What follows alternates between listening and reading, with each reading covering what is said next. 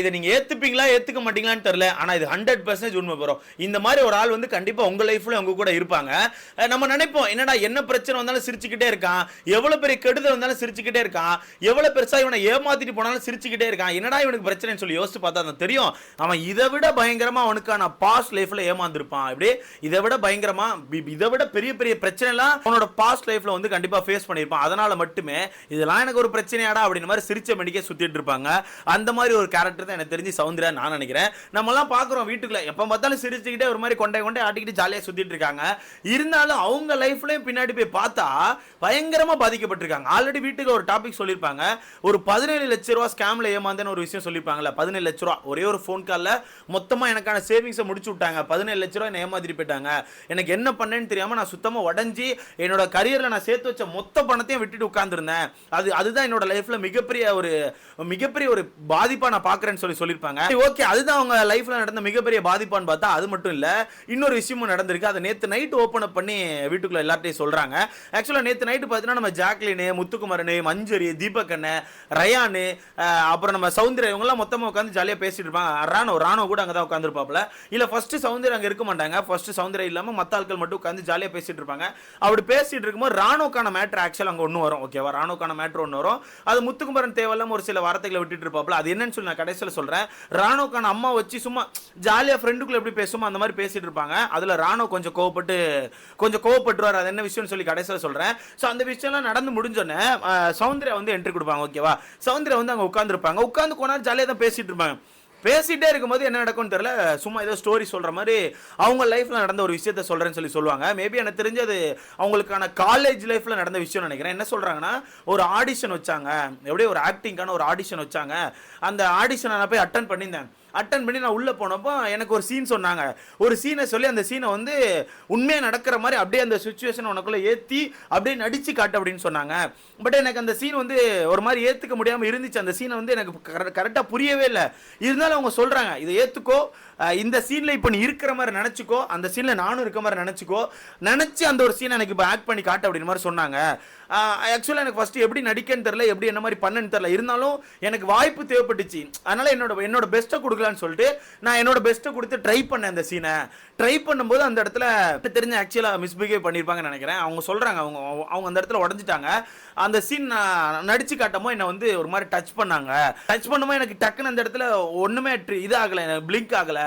ஒரு சீன் நடிச்சு காமிக்க சொல்கிறாங்க, நம்ம சீனை நடிச்சிட்டு இருக்கோம். அவங்களும் நம்ம கூட சேர்ந்து இந்த சீன் தான் நடிச்சிட்டு இருக்காங்க போலன்னு சொல்லிட்டு நான் அந்த சீனை நடிச்சிட்டு இருந்தேன். பட் கொஞ்ச நேரத்துக்கு அப்புறம் தான் எனக்கே தெரிஞ்சு, இல்லை அவங்க ரொம்ப தப்பாக நம்மளை யூஸ் பண்ண பார்க்குறாங்க அப்படின்னு சொல்லிட்டு எனக்கு தெரிய வந்துச்சு. இருந்தாலும் அந்த இடத்துல எனக்கு என்ன பண்ணனே தெரியாமல் ஒரு மாதிரி ஆயினா வெளியே வந்துட்டேன். எப்படியே ஒரு மாதிரி ஆயினா வெளியே வந்துட்டேன். அதுக்கப்புறம் தான் எனக்கு கொஞ்ச நேரம் கழிச்சு எனக்கு ரியலைஸ் ஆகுது, அவங்க வந்து என்ன தப்பா இது பண்ண பார்த்துருக்காங்க, என்ன தப்பா தொட்டிருக்காங்க அப்படிங்கிறது எனக்கு தெரிய வந்துச்சு. அந்த இடத்துல மேபி இன்னும் கொஞ்சம் எனக்கு கண்டிப்பா ரியலைஸ் ஆயிருந்தா கண்டிப்பா நான் அரைஞ்சிட்டு வந்திருப்பேன்.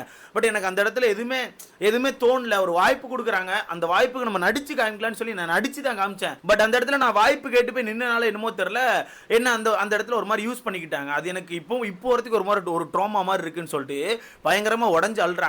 சத்தியமா சொல்ல போனா அது இப்போ வரைக்கும் நடந்துட்டு தான் இருக்கு ப்ரோ. அதாவது எப்படி சொல்லலாம், இந்த மாதிரி சில கேவலவாதிகள்னால நிறைய பிரச்சனைகள் வருது. முக்கியமா சொல்ல போனா சோசியல் மீடியாக்குள்ள, அதாவது இந்த மாதிரி இந்த ஒரு சினிமா ஃபீல்ட் ஆகட்டும், என்ன ஃபீல்டுக்குள்ளே ஆகட்டும், பெண்கள் வர்றதுக்கே பயப்படுறாங்க. சத்தியமா சொல்ல போனா இந்த மாதிரி ஆட்களால பயங்கரமா பயப்படுறாங்க. பட் இப்போ ரீசெண்ட் டேஸா நிறைய பேர் ரொம்ப போல்டா உள்ள இறங்கி வராங்க. இந்த மாதிரி ஏதாவது விஷயங்கள் நடந்தா அந்த இடத்துல போல்டா பயங்கரமா ஃபைட் பண்றாங்க. அந்த மாதிரி ஆட்கள் நிறைய பேர் பார்க்க முடியுது நம்மளால. இருந்தாலுமே இன்னும் ஒரு சில இடங்கள்ல அங்கேயா அந்த இதா வேணாம், இதுக்குள்ள போறியா, ஐயோ இதெல்லாம் வேணாம், சினிமாவா சுத்தமா வேணாம், சோசியல் மீடியாவா வேணாம்னு சொல்லி தடுக்கிற ஆட்களும் இருக்கதான் செய்றாங்க. தடுக்கிறனால அவங்க யோசிச்சு வச்சு அவங்களுக்கான பேஷன் அப்படிங்கிறது வந்து நிறைய பேருக்கு வந்து கிடைக்காம போகுது. இந்த மாதிரி ஆட்களால தான், இந்த மாதிரி கேவலவாதிகளால தான். ஸோ இந்த விஷயத்தை தான் எடுத்து உடஞ்சி பேசுறாங்க. இந்த மாதிரி எனக்கு நடந்துட்டு என்னால் இன்னும் ஏற்றுக்க முடியல. அது எனக்கு தெரிஞ்சு அவங்களுக்கான காலேஜ் டேஸ் நினைக்கிறேன், ஏதோ காலேஜ் டேஸ் தான் மென்ஷன் பண்ண மாதிரி ஃபீல் ஆச்சு. ஸோ உடஞ்சி ஃபீல் பண்ணி பேசிட்டு இருக்காங்க. அப்போதான் எனக்கு ஒரு விஷயம் புரியுது. என்னன்னா, இந்த பொண்ணு ஆக்சுவலாக வயசு தான் எத்தனை சொல்றாங்கப்பா, 29-30 சொல்றாங்களா? ஆனா எனக்கு தெரிஞ்சு இப்போ வரைக்கும் அந்த பொண்ணு அந்த வயசுக்கு ஏற்ற மாதிரி நடக்கிறாங்களான்னு கேட்டால் எனக்கு தெரிஞ்ச வாய்ப்புகள் இல்லைங்க.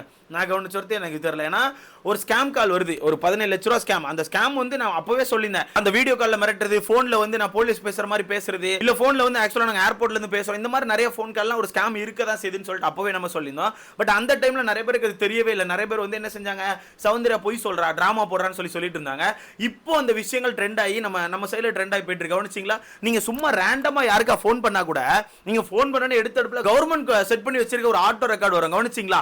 கண்டிப்பா நீங்க கவனிச்சிருப்பேன் நினைக்கிறேன். அந்த ஆட்டோ ரெக்கார்ட்ல ஒரு விஷயம் வரும், கவனிச்சிங்களா?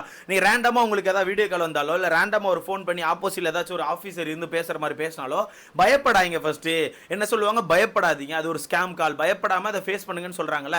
அது ஆக்சுவலா முன்னாடி தான் நடந்துட்டு இருக்கு. ஓகேவா? கவர்மெண்ட் முடிஞ்ச அளவுக்கு அதை அலாட் பண்ணிட்டு தான் இருக்காங்க. பட் நிறைய பேர் மாட்டிக்கிறாங்க. எப்படி நிறைய பேர் வந்து அது என்னன்னே தெரியாம ஆப்போசிட்ல ஒரு ஆபீசர் வந்து உட்கார்ந்தோன்னே டக்குன்னு ஐயோன்னு சொல்லி பதட்டத்துல மாட்டிக்கிறாங்க. அந்த மாதிரி தான் எனக்கு தெரிஞ்சு சௌந்தர்யா மாட்டிக்கிட்டாங்க. ஸோ அந்த விஷயம் இப்போ நம்ம சைடில் வந்து ட்ரெண்ட் ஆகி போயிட்டு இருக்கனால கவர்மெண்ட்டே அதுக்கு இன்னொரு ஆக்ஷன் எடுத்து ஃபோன் கால் அந்த மாதிரி ஒரு ஆட்டோ ரெக்கார்டை வச்சிருக்காங்க. கண்டிப்பா இதுக்கப்புறம் நிறைய பேர் வந்து கண்டிப்பா கொஞ்சம் கேர்ஃபுல்லா இருப்பாங்க. கண்டிப்பா கேர்ஃபுல்லா இருங்க. ஏன்னா அதிகமாக ட்ரெண்ட் ஆகி போயிட்டு இருக்கு அந்த மாதிரி விஷயம். பட் அது வந்து அந்த டைம்ல சௌந்தர்யாவுக்கு சொல்லும்போது எல்லாரும் நிறைய பேர் வந்து இல்ல ஸ்கேம் போய் சொல்றாங்க, சௌந்தர்யா வந்து நடிக்கிறாங்க, சௌந்தர்யா பிஆர் காண்டி அந்த 17 லட்ச ரூபாய் செலவு பண்ணிட்டு வந்துட்டாங்கன்னு சொல்லிட்டு பயங்கரமா முட்டிட்டு இருந்தாங்க. ஸோ அதை இப்போ புரிஞ்சிருக்கோம்னு நினைக்கிறேன். புரிஞ்சுக்கோங்க. நேற்று நைட்டு அந்த மாதிரி விஷயங்கள் எடுத்து சொல்லிட்டு இருக்காங்க, என்னோட லைஃப் இப்படி நடந்துச்சு, எனக்கு அது இன்னும் மறக்க முடியல. ஸோ அதனாலே நான் வீட்டில் சொல்லலை. ஏன்னா அந்த டைம் நான் வீட்டில் சொல்லியிருந்தா இந்த மாதிரி ஃபீல்டுக்கு என்னை விட்டுருக்க மாட்டாங்க. ஃபீல்டே ஒரு ரிஸ்க்குன்னு சொல்லிட்டு கண்டிப்பாக என்னை வந்து சுத்தமாக விட்டுருக்க மாட்டாங்க. எனக்கு இப்போ வரதுக்கு பயம் இருக்க தான் செய்யுது. ஒரு ஆடிஷன் போனால் நான் வந்து ரொம்ப பார்த்து போகிறேன். ஏன்னா அந்த மாதிரி ஒரு விஷயம் நடந்தனால என்னால் அந்த விஷயத்தை இன்னொருத்துக்கு ஏற்றுக்க முடியாமல் ஒரு மாதிரி எனக்குள்ளே இருக்க அந்த விஷயம். ஸோ அதனால் ஆடிஷன் போனால் பார்த்து போகிறேன், ஃப்ரெண்ட்ஸை கூட்டு போகிறேன். அந்த விஷயங்கள் கூட நான் வந்து ஃபேமிலிகிட்ட சொல்லவே இல்லை. இப்போ வரைக்கும் ஃபேமிலிக்கு தெரியாது, என்னோட ஃப்ரெண்ட்ஸுக்கு மட்டும் தான் தெரியும்னு சொல்லிட்டு பயங்கரமாக உடஞ்சி பேசிகிட்டு இருக்காங்க. இதை பார்க்கும்போது கொஞ்சம் கஷ்டமாக தான் இருக்குது. அது மட்டும் இல்லாமல் அந்த ராணுவ டாபிக் ஒன்று சொன்னேன். அந்த ராணுவ டாபிக் என்னன்னா, நம்ம நேற்று வீடியோவில் பேசியிருப்போம். இந்த வீட்டில் வந்து ராணுவ அம்மா வந்து என்ன பண்ணாங்கன்னா, ராணுவுக்கு பயங்கரமாக செல்லம் கொடுத்தாங்க. அது தப்பு கிடையாது, அவங்களுக்கான பையனுக்கு அவங்க செல்லம் கொடுக்குறாங்க.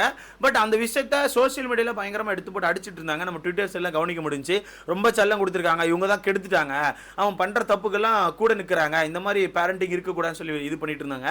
அதே விஷயத்தை எடுத்து நேற்று வீட்டுக்குள்ள தீபக், மஞ்சரி, முத்துக்குமரெல்லாம் எடுத்து பேசிட்டு இருக்காங்க.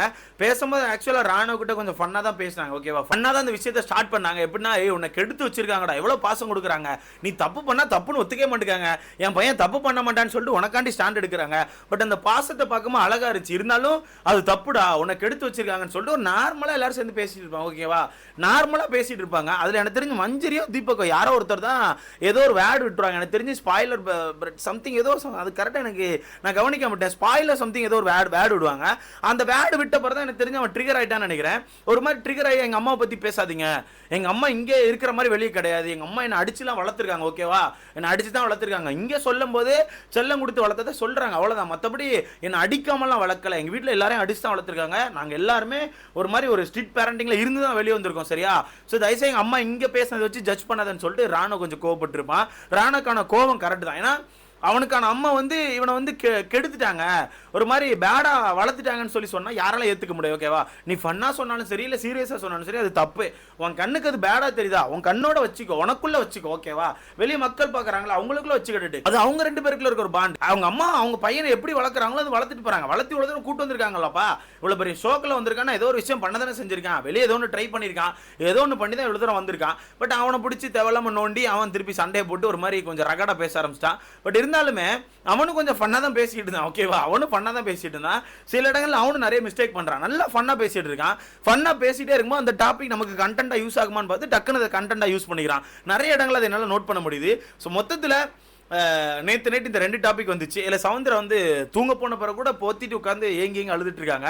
மேபி அது வேற ஏதாவது அவங்களுக்கு வேற ஏதாவது ட்ராமா வந்து ஹிட் ஆயிடுச்சா, இல்லை ஏதாவது விஷயங்கள் அவங்களுக்கு ஏதாவது விஷயங்கள் தோணிச்சா என்னமோ தெரில. நேற்று நைட்டு ஃபுல்லாக உட்காந்து தூங்க முடியாமல் அழுதுட்டு இருந்தாங்க.